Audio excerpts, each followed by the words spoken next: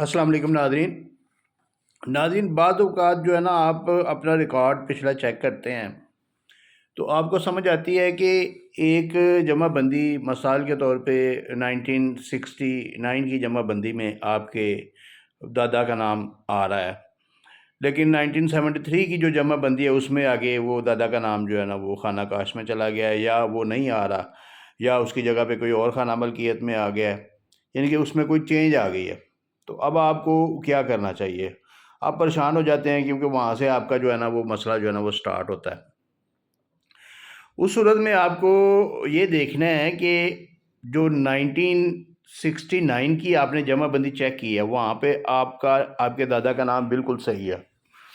اور اس میں کوئی مسئلہ نہیں ہے۔ اس کا مطلب ہے کہ 1969 میں جب پٹواری نے ڈاکومنٹس جمع کروائے تھے ریکارڈ روم میں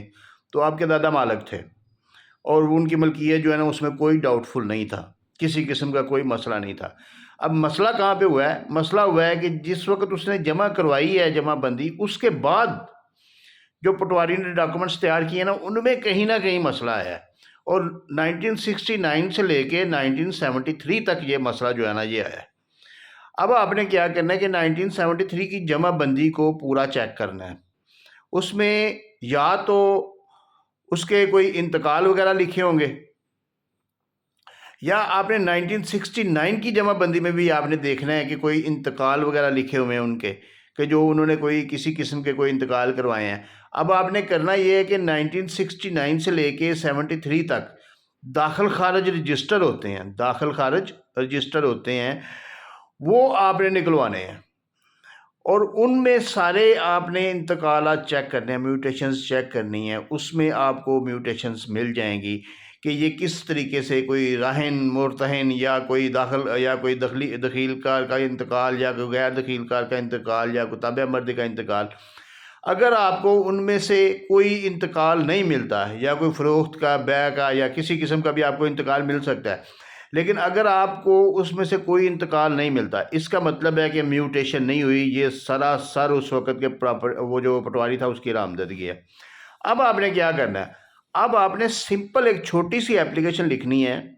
اس کی 1969 کی جمع بندی، اسی کھیوٹ کی، خطونی کی اور خسرہ نمبران کی نکلوا کے ٹیسٹڈ کاپی ساتھ لگانی ہے، اور 1973 کی بھی لگانی ہے۔ سمپل سی ایک اپلیکیشن دینی ہے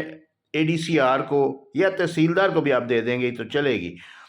کہ یہ غلطی کی بنیاد پہ یہ نہیں لکھنا کہ یہ ایسے ہو گیا، ہم نے بیچی نہیں، ہم نے ایسے نہیں کیا، نہیں، سمپل سی اپلیکیشن یہ لکھنی ہے کہ یہ غلط فہمی کی بنیاد پہ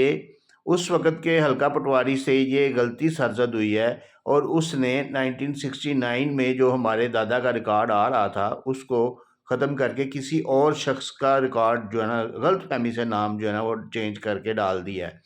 لہذا اس غلطی کو درست کر دیا جائے۔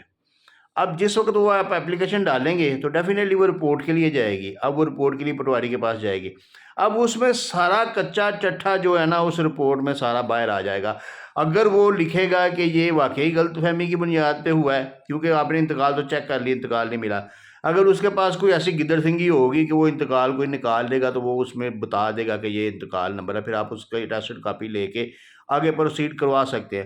لیکن اگر انتقال نہیں ہے تو پھر وہ لکھ دے گا کہ اس کا درست کیا جانا جو ہے نا وہ عین قرین انصاف ہے، جو بھی ہے، پھر وہ آپ کے پاس ایک لیگل گراؤنڈ بن جائے گی کہ آپ نے اب سول کورٹ جانا ہے، یا آپ نے ریونیو کورٹ جانا ہے، یا آپ نے کس جگہ سے اس کو درست کروانا ہے، بورڈ آف ریونیو سے کروانا ہے، ہائی کورٹ سے کروانا ہے، وہ آپ کے پاس ایک لیگل گراؤنڈ آ جائے گی۔ تو اس طریقے سے کام کیا کریں ریکارڈ چیک کرتے وقت، کہ ریکارڈ چیک کریں، اور اس کے بعد اگر آپ کو شک پڑ رہا ہے کہ یہ ٹرانزیکشن ہو گئی ہے تو پھر اس کی بیس نکالنے کی کوشش کریں۔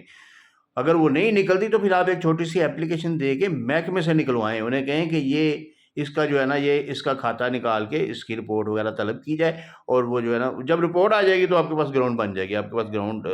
زبردست آ جائے گی، کیونکہ اس نے رپورٹ میں کچھ نہ کچھ تو لکھنا ہے نا کہ یہ ہوا، یہ ہوا، یہ نہیں ہوا۔ تو لہذا اس طریقے سے جو ہے نا آپ وہ جمع بندیاں چیک کر سکتے ہیں۔ شکریہ۔